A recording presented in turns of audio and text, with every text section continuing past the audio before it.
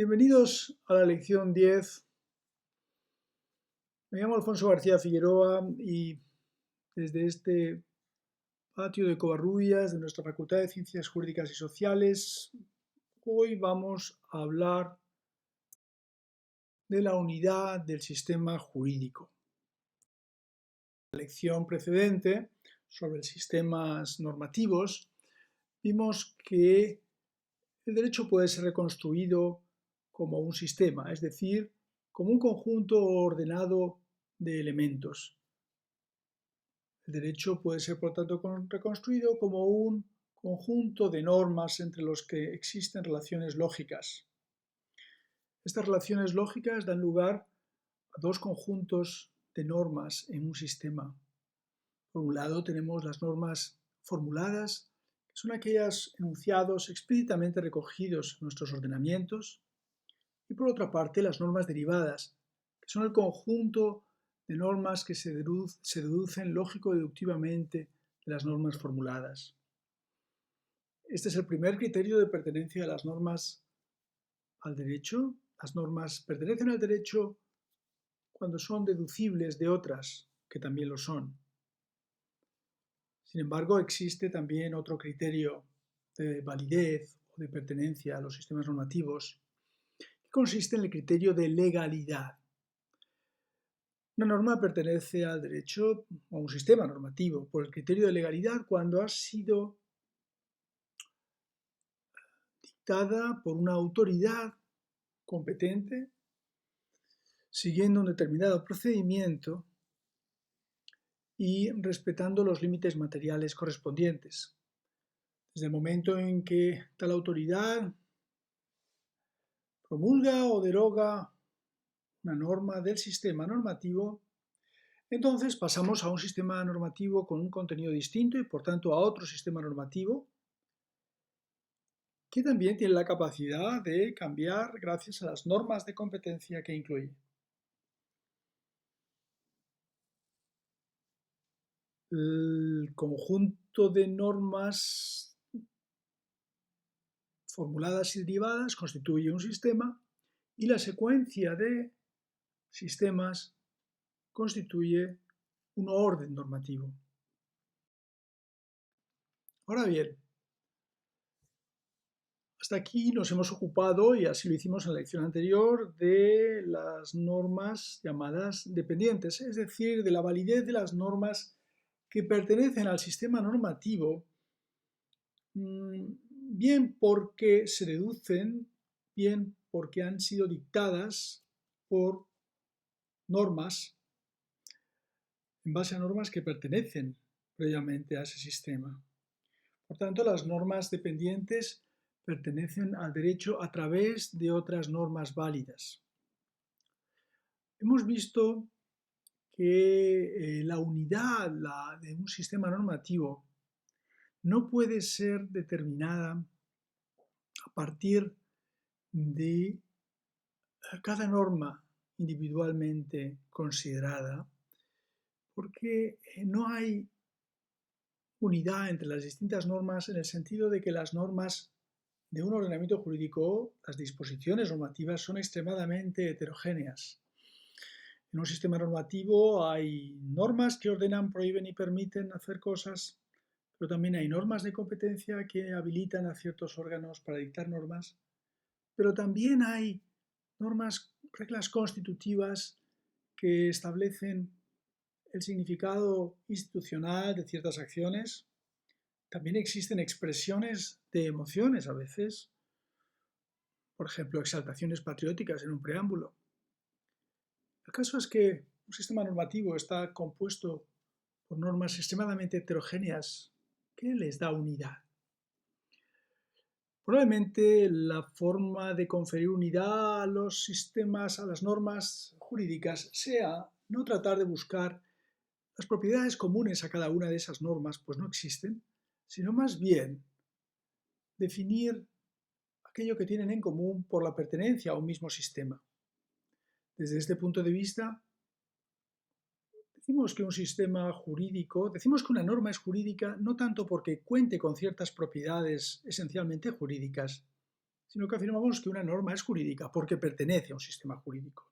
Por tanto, parece conveniente cuando nosotros nos planteamos la cuestión de qué es derecho y nos planteamos, por tanto, desarrollar una teoría del derecho, no fijarnos en el nivel de las normas, sino que para saber qué es el derecho parece más apropiado fijarnos en el nivel de los sistemas normativos. Y decir que una norma es jurídica cuando pertenece a un sistema que es jurídico. ¿Qué da unidad al sistema jurídico? Bueno, el problema que surge entonces, análogo en cierta forma, o bueno, paralelo al de la pluralidad extrema de las normas, es la temporalidad de los sistemas. Como hemos podido ver en la lección precedente, la existencia de normas de competencia en la base axiomática o entre las normas formuladas de un sistema normativo posibilita la existencia de autoridades normativas que pueden introducir y extraer contenidos normativos de los sistemas, por tanto que pueden promulgar o derogar normas del sistema. Y esto significa que en realidad, por muy contraintuitivo que nos parezca, no pasa un día sin que estemos obedeciendo a un sistema normativo, a un sistema jurídico distinto, a pesar de que todos tenemos la sensación también de que nos sentimos vinculados a un ordenamiento jurídico de forma constante. La forma de resolver esta perplejidad, la perplejidad de que el sistema normativo cambia cada día prácticamente con la introducción de nuevas normas en el Boletín Oficial del Estado, por ejemplo, pero que a pesar de ello seguimos pensando que seguimos obedeciendo el derecho español ayer por la tarde y mañana por la noche, a pesar de los cambios que haya podido suceder entre tanto. Bueno, la perplejidad, como decía, se puede resolver mediante la noción de orden. Podemos decir que a pesar de que el sistema cambia, los sistemas van sucediéndose, el orden jurídico español es constante. De este modo podemos decir que, bueno, las normas se agrupan en sistemas, los sistemas conforman una secuencia de sistemas que están unificados bajo la idea de orden. Por tanto, la idea de orden parece un buen elemento para conseguir, para establecer esta unidad que requiere la idea de derecho, ¿no? Sin embargo, nos podemos preguntar cuáles son los criterios o las normas o en dónde reposa el criterio que confiera esta unidad al orden normativo, ¿no? ¿Qué es aquello que confiere al orden jurídico unidad?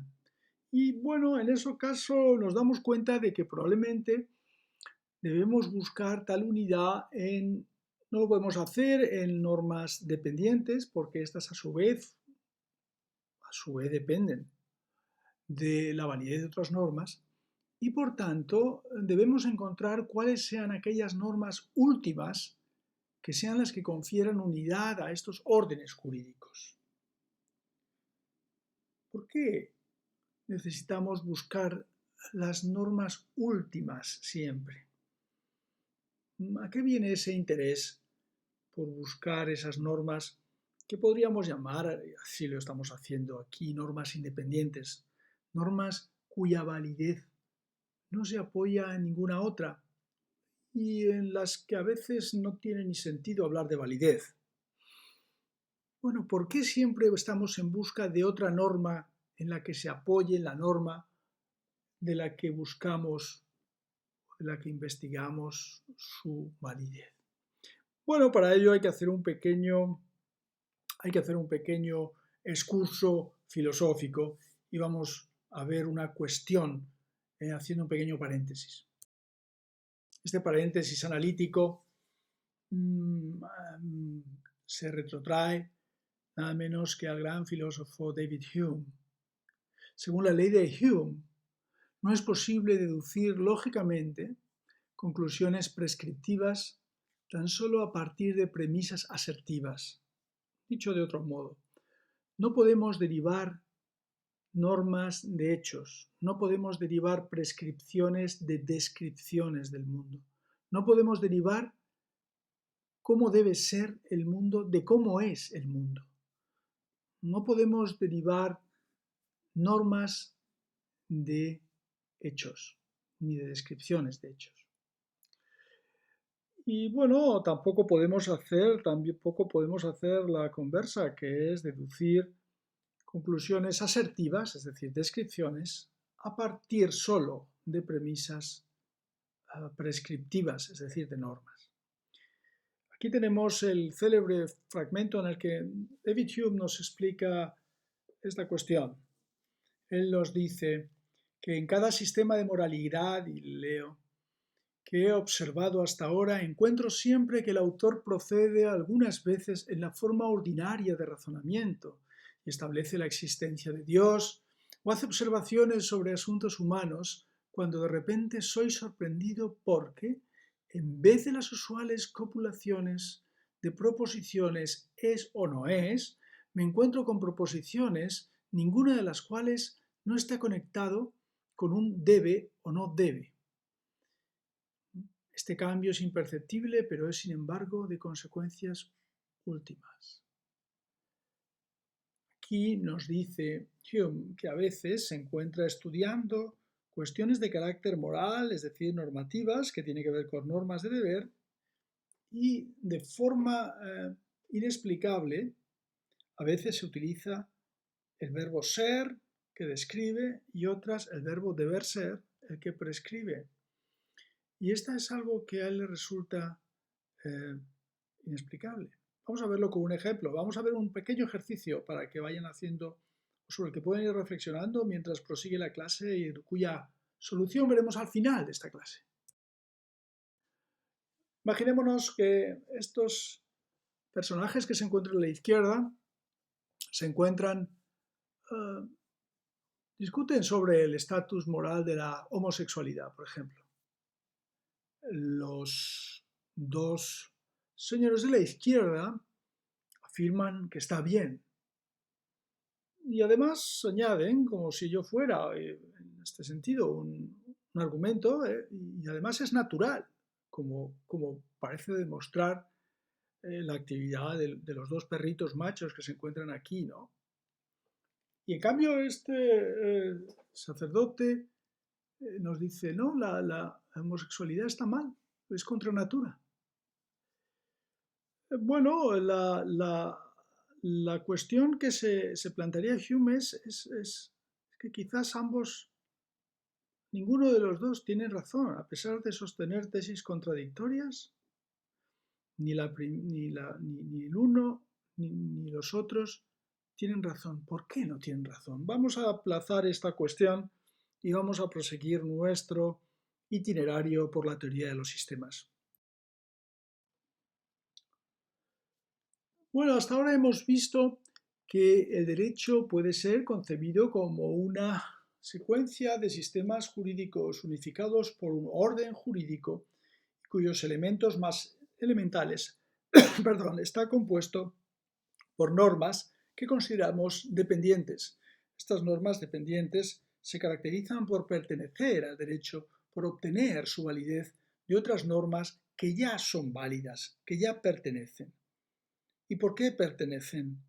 Bueno, a su vez serán normas dependientes en muchos casos que deben obtener su validez, su fundamento de otras normas y así sucesivamente hasta que lleguemos en algún momento a unas normas independientes, normas que no obtienen su validez de ninguna otra norma. Son criterios últimos de validez del sistema y estas serían las normas independientes de las cuales obtendrían su validez el resto.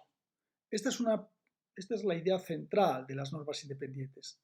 Las normas independientes podrían ser consideradas como una hipotética primera constitución originaria, a partir de la cual surgirían el resto de normas de un sistema y de las que obtendrían validez todas las normas dependientes. Sin embargo, es posible afirmar que existen otras posibles normas independientes, en el sentido de que, debiendo ser dependientes, por alguna razón existen en el sistema, pero no obtienen su validez de ninguna otra por los dos criterios, deducibilidad y legalidad, que hemos estado viendo en anteriores lecciones. Por ejemplo, no parece que sea válida una constitución que inaugurara un nuevo orden, un nuevo régimen, por ejemplo, ¿no? ¿En qué se ha basado esa constitución? ¿En qué normas? Recordemos que siempre debe haber una norma que fundamente otra norma, si no estaríamos infringiendo la ley de Hume. Asimismo, una ley que fuera contraria a la Constitución, es decir, una ley inconstitucional, parece que es una ley inválida y sin embargo puede desplegar ciertos efectos en tanto no se declare su inconstitucionalidad por el Tribunal Constitucional, por ejemplo. Y lo mismo sucede de forma análoga con un reglamento contrario a la ley que, puede existir en el sistema, pero no debería hacerlo, porque un reglamento de jerarquía inferior, por tanto, a una ley dictada por el Parlamento, es un reglamento ilegal y, por tanto, es un reglamento que no es válido. Por tanto, existen ciertas normas que también son, en cierto modo, independientes. Son independientes porque no satisfacen los criterios de validez necesarios según los criterios de legalidad o de deducibilidad, que son aquellos en los que se apoya la validez de las normas dependientes. Esto plantea algunos problemas a nuestro modelo, claro. Pero todo depende, al fin y al cabo, de cuáles sean, en última instancia, los criterios para identificar las normas independientes, para reconocerles valor jurídico. Así que vamos a ver cuáles sean los criterios de identificación y los criterios o el fundamento del sistema.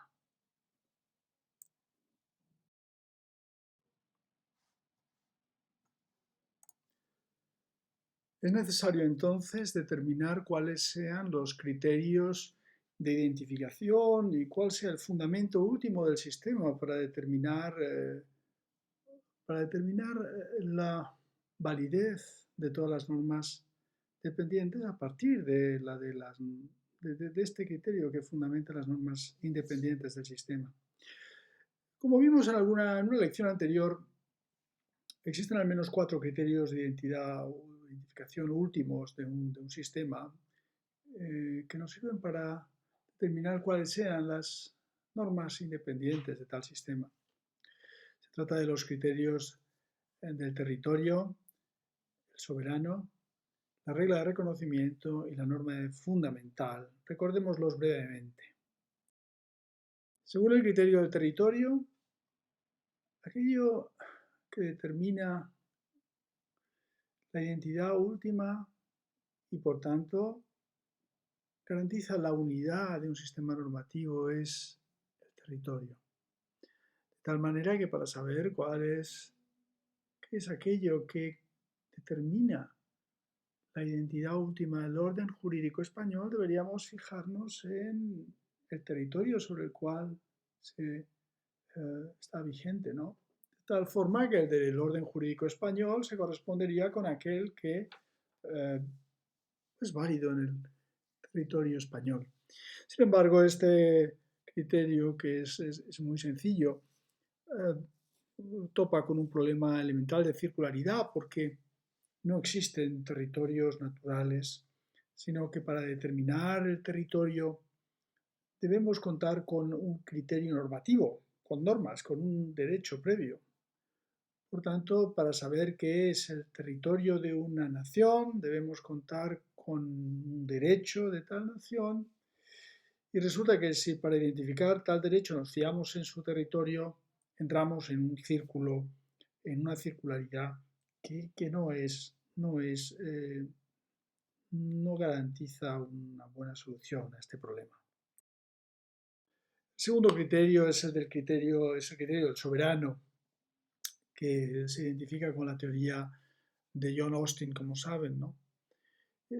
Para John Austin, el derecho es un conjunto de mandatos que emanan de un soberano, quien goza a su vez del hábito de obediencia por parte de los ciudadanos. Esto significa que el criterio último de identidad del sistema se identifica con un soberano del cual emana en última instancia toda la validez del sistema. Sin embargo, se trata de un criterio que no es satisfactorio y especialmente no es satisfactorio para describir nuestros sistemas jurídicos contemporáneos de una gran complejidad. Es difícil encontrar actualmente una sola voluntad soberana de la que emane todo el derecho. Más bien se trata de un gran entramado institucional difícil de aprender de forma tan sencilla. Por otro lado, la desaparición del soberano no da lugar a la desaparición de un ordenamiento jurídico, de un orden jurídico significativamente. Y esto nos lleva a desconfiar de este criterio, tal y como hizo con buen criterio precisamente Herbert Hart cuando desarrolló su crítica en el concepto de derecho a la tradición imperativista austiniana que se basa en este criterio para identificar el derecho. El siguiente criterio de identidad del sistema, el siguiente criterio último, se debe, como es sabido, a Hans Kelsen y se trata de la norma fundamental, la Grundnorma. La norma fundamental de Kelsen presupone que podemos reconstruir el sistema jurídico como una estructura en gradas, una Stufenbau, una pirámide, vamos a llamarlo así, como normalmente se dice en español, una estructura en gradas en las que hallamos todos los sistemas, todas las normas jurídicas y que se encuentran organizadas de forma jerárquica. A mayor altura en nuestra pirámide encontramos las normas de más alto rango, de mayor jerarquía, que son al mismo tiempo las menos numerosas, y conforme descendemos por nuestra pirámide encontramos un mayor número de normas que obtienen la validez de la norma superior en cada caso y que obtienen también que son obligatorias merced a esa dependencia de normas jerárquicamente superiores. Además, cuanto más ascendemos en la pirámide, no solo encontramos más jerarquía, más obligatoriedad, aunque menos normas, sino que también encontramos un mayor nivel de creación de derecho y un menor nivel de aplicación. Cuanto más descendemos por nuestra pirámide, las normas son en mayor medida aplicación de las normas superiores y en menor medida creación de nuevas normas. Cada norma, por tanto, es a la vez un acto, el resultado de un acto de creación de nuevas normas, pero también de aplicación de las normas superiores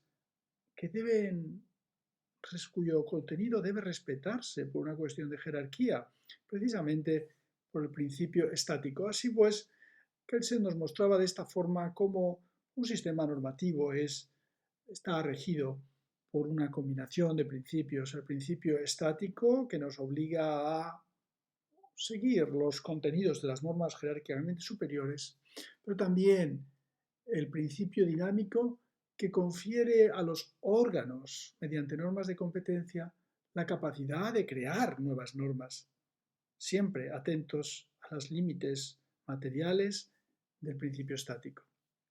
Pues bien, Hans Kelsen es probablemente el gran positivista del siglo XX, perdón, y él nos dice que cuando nosotros estamos tratando de buscar el criterio último de validez de una estructura en gradas como esta, llega un momento en que no encontramos nuevas normas sobre las que apoyarnos.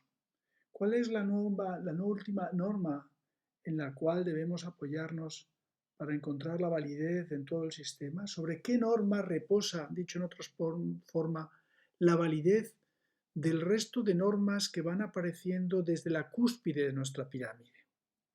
¿Dónde hallar ese apoyo último, ese respaldo último de la validez? La respuesta de Hans Kelsen consiste en recurrir a una norma. Tiene que ser una norma porque, como sabemos, de los hechos no pueden surgir normas. Las normas solo se derivan de otras normas y si no lo hacemos así estaremos infringiendo, como sabemos, la ley de Hume. Por tanto, solo de otra norma se podrá derivar esta norma. ¿Dónde encontrar esta norma última, por tanto? Debe ser una norma, pero claro, no puede ser una norma puesta, una norma positiva. Si fuera una norma puesta o positiva, entonces deberíamos buscar su validez en alguna otra norma que se la confiriera la validez. Por tanto, la norma fundamental no puede ser una norma puesta, sino que tiene que ser necesariamente, nos dice Kelsen, una norma presupuesta. No es una norma puesta como la Constitución Española de 1978, por ejemplo, que es una norma positiva, sino que ha de ser una norma presupuesta por los juristas y por todos los que nos encontramos vinculados por ese ordenamiento jurídico, ¿no? Esa norma que no ha sido puesta, sino que es presupuesta, es denominada por Kelsen norma fundamental y constituye lo que él mismo denomina en su obra La teoría pura del derecho del año 1961 como un presupuesto lógico trascendental del derecho. Ya vimos en su día, ¿no?, qué significa que la norma fundamental constituye un presupuesto lógico trascendental, pero quizás convenga recordarlo. Decimos que se trata de un presupuesto lógico trascendental por dos razones. Primero, es una norma, es un presupuesto porque no es una norma puesta, no es una norma positiva, sino que es algo que presuponen todos los afectados por las normas jurídicas, y singularmente los juristas, ¿no? Y en segundo lugar, es trascendental porque alude a la posibilidad de existencia del propio ordenamiento jurídico. Toda investigación trascendental hace referencia a la investigación sobre las condiciones de posibilidad de, bueno, una institución, una entidad. Por ejemplo, la libertad puede ser considerada un presupuesto trascendental del derecho penal porque es una condición de posibilidad del derecho penal que los seres humanos sean libres. Si nosotros no fuéramos libres, no dispusiéramos, no aceptáramos la idea del libre albedrío, entonces no podríamos aceptar un derecho penal que se dedica a castigarnos por cosas que no hemos podido decidir, no hemos podido elegir. Análogamente, la norma fundamental es un presupuesto lógico trascendental del derecho, porque es ese presupuesto, esa condición de posibilidad del ordenamiento jurídico. Si nosotros no dispusiéramos de ella, entonces no podríamos hablar de derecho, no existiría posibilidad de hablar de validez del derecho. El derecho sería una entidad sencillamente ininteligible, carecería de la racionalidad mínima para poder ser objeto de conocimiento. No podríamos ni siquiera conocerlo. La norma fundamental ha sido objeto de muchísimas críticas, como pueden imaginar, y hay una gran tradición de kelsenianos y antikelsenianos. Quizás una de las críticas más conocidas sea la crítica de Alf Ross, que era un realista jurídico, y ustedes ya saben por lecciones anteriores qué significa que Alf Ross sea un realista. Bueno, Alf Ross le dijo que Kelsen estaba cayendo en una suerte de justnaturalismo, porque estaba haciendo depender en última instancia el derecho positivo de una instancia metafísica. Podemos plantearnos qué diferencia hay entre un fundamento metafísico como la norma fundamental y un fundamento metafísico como el derecho natural para sostener la entera validez de un sistema jurídico o de un orden jurídico. Por otro lado, las tensiones que se producen en un sistema tan racional, por otro lado, como el sistema jurídico que nos propone Kelsen, consiste en que le es muy difícil dar cabida a esas situaciones que nosotros hemos visto aquí de normas que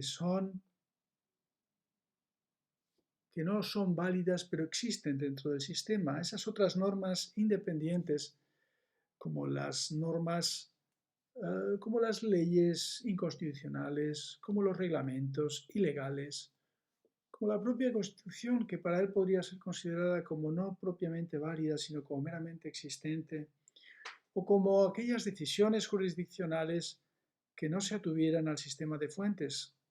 En todos estos casos, normas que no son propiamente válidas, pero que pudieran obtener eficacia, pudieran ser aplicadas, y para Kelsen tiene mucha importancia que las normas sean aplicadas pese a esa dimensión metafísica del fundamento último del derecho. Para Kelsen, la solución pasaba por afirmar que esta norma fundamental contaba con una cláusula que habilitaba a los órganos con competencia para dictar una serie de normas y para aplicarlas sobre todo, pero también contaba con una cláusula alternativa tácita que habilitaba para hacerlo en el caso en que hubiera una discordancia entre el derecho válido y el derecho aplicado efectivamente por los órganos con competencia. Eso generaba una tensión dentro de la teoría de Kelsen. El otro criterio, finalmente, el cuarto criterio al que nos podemos referir aquí, sería el de la regla de reconocimiento.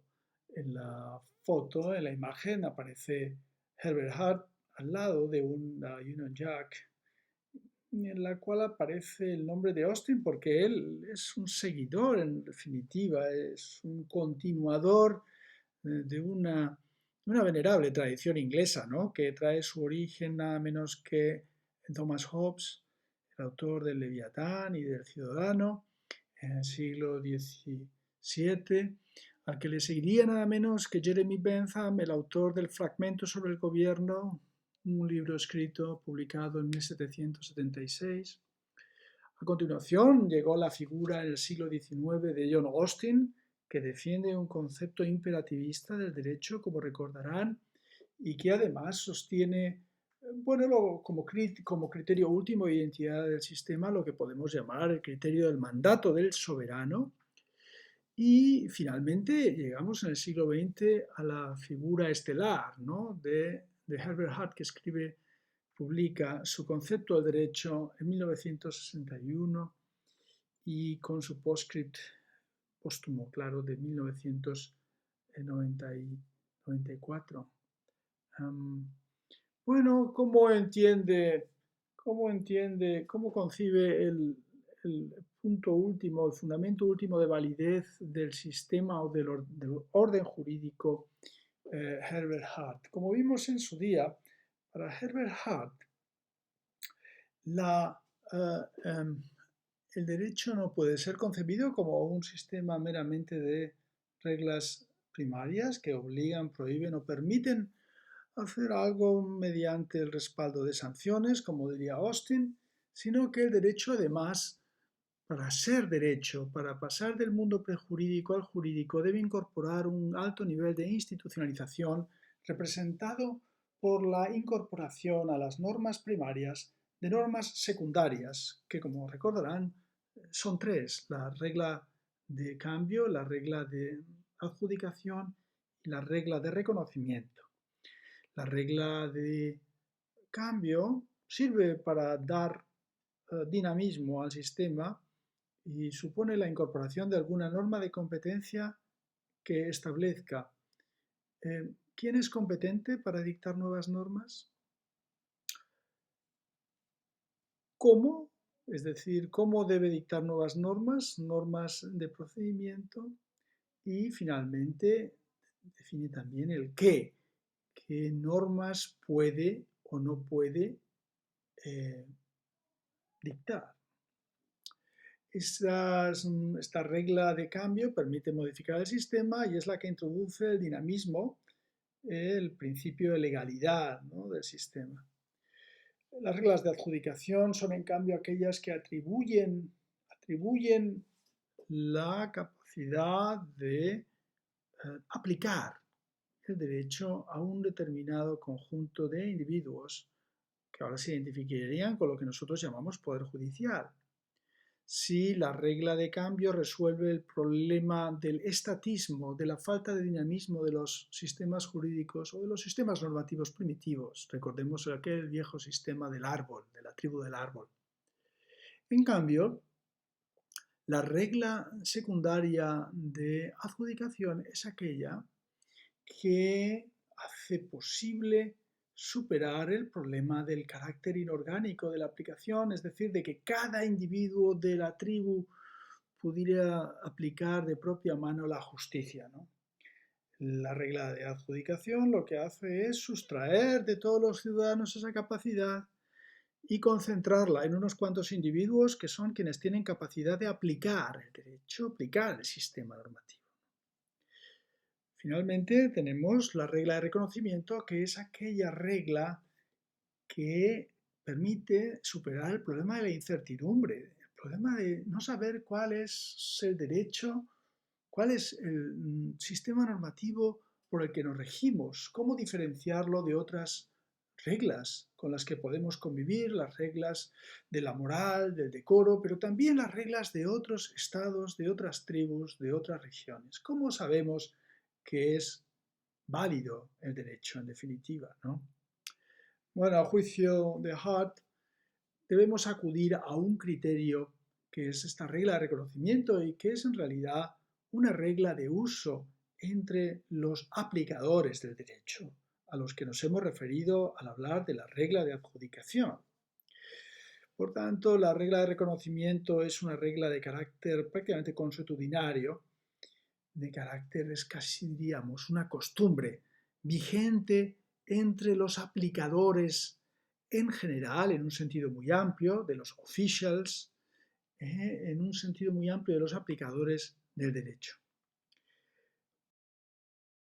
La regla de reconocimiento puede plantearnos dos problemas fundamentales. El primero es que bien pudiera ser que hubiera varias reglas de reconocimiento en uso entre los distintos aplicadores del derecho, lo cual requeriría algún tipo de unificación, algún tipo de superregla, ¿no?, que reconociera las distintas, que estableciera alguna prioridad entre ellas o que reconociera cuál de entre ellas es la válida. El segundo problema que nos plantea la regla de reconocimiento es un problema de circularidad.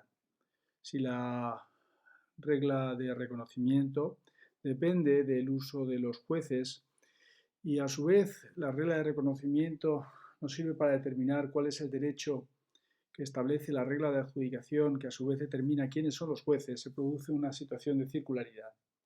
Claramente, la regla de reconocimiento depende de la regla de adjudicación y la regla de adjudicación de la red de conocimiento. ¿Cómo resolver este problema? Bueno, depende de qué demos a qué demos prioridad, ¿no? Una solución podría consistir en dar prioridad al concepto de juez como un concepto previo, fáctico, preexistente a la normatividad jurídica y que fuera el punto de partida del establecimiento de la regla de reconocimiento que a su vez reconoce cuál es la regla de adjudicación del sistema.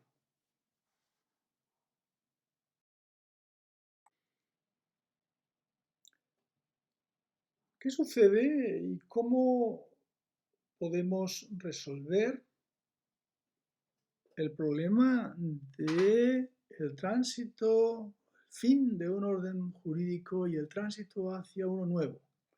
En alguna lección anterior nos referimos ya a esa crisis que tuvo lugar cuando, cuando se produce un cambio de régimen en nuestra tribu. Y el viejo árbol que había regido los destinos de aquella tribu es cortado durante la noche por un chamán que la sustituye por un nuevo orden, el nuevo árbol en el que ha introducido una norma de competencia de forma muy interesada, porque le convierte a él nada menos que en el legislador omnímodo de la tribu. Bueno, ¿qué sucede? ¿Qué sucede en un sistema de este tipo, no? ¿Cómo comprender, cómo comprender, cómo comprender el paso de a un estado prejurídico a un estado jurídico en el que los aplicadores del derecho van a tener una gran preponderancia si atendemos a la idea de regla de reconocimiento, ¿no? Bueno, probablemente podríamos reconstruir la historia diciendo que primero partimos de la base de un estadio primitivo en el que se ejerce fundamentalmente la fuerza de los individuos del grupo. Poco a poco ese poder se va organizando, se va concentrando en ciertos individuos que tienen la capacidad de asignar la aplicación de las normas de la comunidad a ciertos órganos. Ello tiene lugar mediante ciertas normas de competencia, como la que establece el chamán, por ejemplo.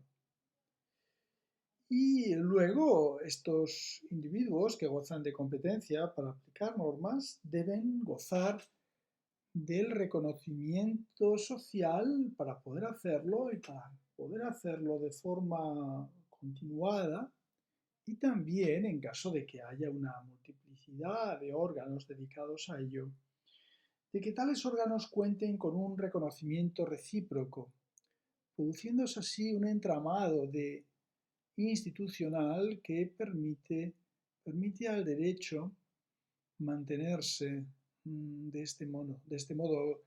Por tanto, con la intervención de tres elementos importantes para una teoría positivista del derecho como la que aquí se está mostrando. Por tanto, hay un elemento muy importante de fuerza, porque el derecho es aquí considerado como una forma, como fuerza organizada, no como la organización de la fuerza, de hecho, ¿no? Por tanto, cuenta con un segundo elemento, un derecho analizado en clave positivista, que es una dimensión de institucionalización, de organización de esa fuerza, que está representada por un amplio conjunto de órganos, de jueces, de aplicadores de las normas. Pero nada de ello podría existir sin un elemento de reconocimiento, de aceptación. Una aceptación y un reconocimiento que funciona en dos planos. Por una parte, un reconocimiento mutuo entre los órganos que tienen competencia para aplicar, crear normas, pero también un reconocimiento y una aceptación social que permite la continuidad de ese sistema. Sin embargo, todo orden normativo puede llegar a su fin. Puede producirse una ruptura violenta del orden normativo. En nuestra tribu primitiva bien pudiera ser que llegara una guerra con una tribu competidora, ¿no? Y que arrasara con todas las instituciones, con toda la cultura incluso, y estableciera un nuevo orden jurídico en la tribu. Bueno, ¿cómo interpretamos desde el punto de vista del derecho y de sus normas esta situación? ¿Qué debe suceder para que se produzca efectivamente un cambio de orden y no para que se produzca una mera continuación del orden preexistente? Bueno, para responder a esta cuestión, que no es fácil, dependemos también de cuál sea el criterio último de validez del derecho y de validez del orden jurídico. El profesor Prieto, en su manual, eh, nos ofrece tres posibilidades, tres situaciones. Las dos primeras de carácter jurídico, la tercera se sitúa más bien en un plano político para tres situaciones que nos permiten examinar qué puede suceder para que se produzca el fin de un orden jurídico y su tránsito a uno nuevo, a un nuevo régimen, vamos a decirlo así, ¿no? Bueno, una primera posibilidad sería que nos encontráramos ante una modificación constitucional. La Constitución es un elemento muy importante de nuestro ordenamiento jurídico. ¿Puede una modificación constitucional dar lugar a un cambio de régimen, un cambio de orden? Bueno, aquí habría que plantearse, en definitiva, en este plano jurídico y constitucional, dos escenarios, o más bien dos variables posibles. Uno es la cantidad y otro es la calidad de la modificación constitucional. La primera cosa que nos deberíamos plantear es si basta con la modificación de algún precepto del sistema o bien es necesaria la revisión total y la sustitución total de todo el sistema, atendiendo a nuestros artículos 167 y 168 de nuestra Constitución española, por ejemplo, para que se produzca tal cambio. Bueno, en realidad el cambio, la transformación del marco constitucional no tiene por qué significar una ruptura desde el mismo momento en que estamos aplicando los propios criterios de transformación, de modificación del orden jurídico para modificarse a sí mismo y para introducir un nuevo sistema que puede formar parte del mismo órgano en la medida en que satisface los criterios últimos de identificación del sistema. Por tanto, ¿es necesario cambiarlas todas las normas? ¿Es necesario modificar solo algunas para que se dé lugar a algunas realmente importantes? Bueno, aquí hay una primera variable. La segunda es la calidad de ese cambio constitucional. Debe ser una modificación traumática, irregular, o también una modificación según las propias normas de reforma y revisión daría lugar a ese cambio. Debe ser una quiebra, por tanto, de las reglas que sirven para reformar la Constitución, la que dé lugar a un nuevo orden. Bueno, aquí el profesor Prieto en su manual se refiere al caso del artículo 32.1 de nuestra Constitución, donde se afirmaba que el matrimonio es una institución en España, así lo dijo el constituyente, entre un hombre y una mujer. Cuando se edita el libro, todavía no ha resuelto el Tribunal Constitucional el problema que surgió cuando se autoriza la modificación del Código Civil y se permiten uniones homosexuales para convertirlas también en matrimonios homosexuales. En principio surge, por tanto, una tensión, una contradicción entre esta ley que permite el matrimonio homosexual y el artículo 32.1 de nuestra Constitución, que establece que solo es posible bajo nuestro marco jurídico el matrimonio heterosexual entre un hombre y una mujer.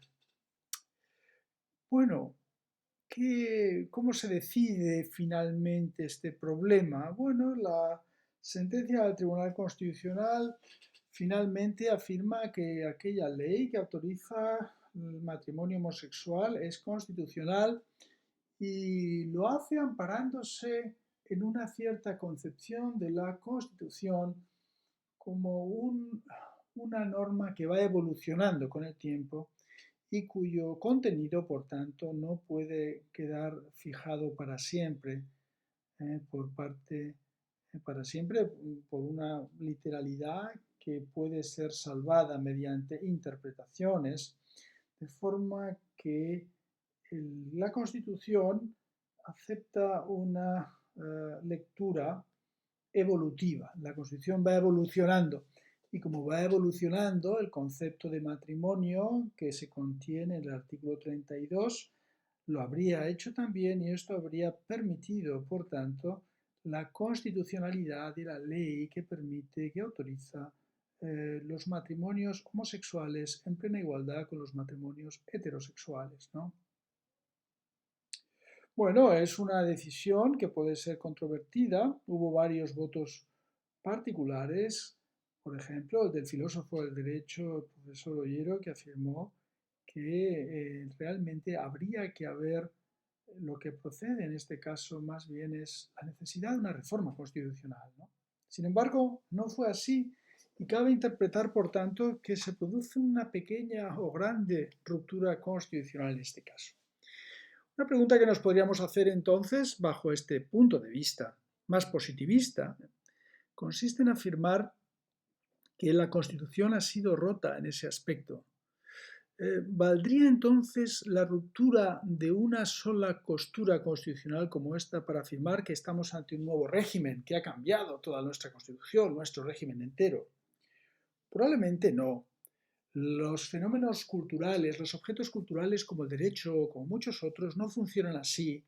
Y para que lo vean, les voy a proponer un ejemplo de Nelson Goodman, que es un filósofo que se preguntó si, qué sucede si nosotros si estamos escuchando la novena sinfonía de Beethoven tocado por una gran filarmónica y de pronto uno de los músicos de la orquesta comete un error con una nota. Se habría producido una ruptura en esa audición, se habría producido una ruptura en esa interpretación de la novena sinfonía de Beethoven, por ejemplo, ¿no? Pero, ¿diríamos de verdad que se ha dejado de tocar la novena sinfonía de Beethoven? ¿De verdad podríamos decir que la Constitución queda quebrada totalmente por no haber respetado en su caso un procedimiento de reforma constitucional como esta infracción del artículo 32.1 de la Constitución, atendiendo siempre, por supuesto, al hecho de que estamos hablando de algo muy controvertido? Bueno, probablemente no. Probablemente parece artificioso decir que se ha producido un cambio de régimen porque el artículo 32.1 de la Constitución no ha sido reformado adecuadamente y quizás eh, tenemos una ley que no es plenamente constitucional en nuestro sistema, ¿no? Bueno, esta es por tanto, hay dos posibilidades en el plano jurídico: modificación constitucional y quiebra de nuestra Constitución en un nivel total o bien en un nivel de normas individuales, ¿no? Bueno, no hay claridad en todo esto, como tampoco lo hay en el nivel político. El nivel político se establece más bien en la idea de cambio de régimen, ¿no? Y desde este punto de vista, la quiebra de la Constitución, la quiebra del régimen, ya para hablar de cambio de orden, probablemente habría que referirse ya más bien a un cambio profundo en la estructura del Estado, de tal forma que parecería aconsejar hablar de un cambio de régimen, la sustitución, por ejemplo, de como nos dice el profesor Prieto en su manual, ¿no? El cambio de una monarquía parlamentaria, por ejemplo, o de una monarquía absoluta por una democracia parlamentaria, o a la inversa, serían cambios tan profundos, ¿verdad?, en la estructura del Estado, que permiten hablar de una transformación, de un cambio de orden. En todo caso, un cambio de orden que tiene que contar con un elemento último, que es el reconocimiento, si hablamos reconocimiento de los aplicadores del derecho, el soporte de los ciudadanos, ¿no? Y una serie de condiciones que hemos visto al hablar de la teoría de Hart. En todo caso, les animo a seguir estudiando el manual sobre el que se inspiran y al que cuyo estudio y a cuya lectura, bueno, quieren ser una mínima introducción estas lecciones. Pero no querría, desde luego, terminar esta lección de hoy sin resolver el dilema o el problema, el enigma filosófico, ¿no?, que se nos planteaba en este caso, porque como veíamos algo más arriba, bueno, estábamos ante una discusión filosófica sobre la homosexualidad. Esta pareja de hombres que son homosexuales están afirmando que la homosexualidad es algo perfectamente aceptable, moralmente aceptable, y para ello afirman que es natural, porque, por ejemplo, aquí vemos a dos perros machos, pues, bueno, pues que tienen una conducta homosexual. Y por el otro lado, tenemos a un sacerdote que afirma que no, que está mal. Está mal precisamente porque eso es contrario a la naturaleza. Y la pregunta era por qué David Hume, a quien debemos la célebre ley que más arriba vimos, ¿por qué Hume le parecería que esta es una discusión realmente sin sentido y mal ordenada? Bueno, pues la respuesta consiste en que precisamente la naturaleza es un hecho, la naturaleza es algo que existe, es un hecho, y la naturaleza, por tanto, debe ser descrita con enunciados verdaderos o falsos, y de las prescripciones que son verdaderas o falsas, de las descripciones que pueden ser verdaderas o falsas, como por ejemplo, la homosexualidad es un hecho natural o no es un hecho natural, lo cual también podemos discutir, es una cuestión empírica, por tanto. Este hecho no puede ser fundamento de ninguna norma, como por ejemplo, debe permitirse o no debe permitirse la homosexualidad. La moralidad o inmoralidad de la homosexualidad, la posición de los hombres que aparecen aquí tomados de la mano, o bien del sacerdote, son posiciones contrapuestas, pero ambas igualmente mal fundadas. La homosexualidad no es correcta ni incorrecta, moral ni inmoral, justa o injusta, buena o mala, porque sea o no natural o contra la naturaleza. La naturaleza es, por tanto, un elemento irrelevante por sí solo para determinar nuestros juicios morales. Espero que quizás esto sirva para para poderlo aplicar a muchas otras discusiones que podamos tener. Más, nos despedimos hasta el próximo día. Muchas gracias, como siempre, por su inmensa paciencia y hasta pronto.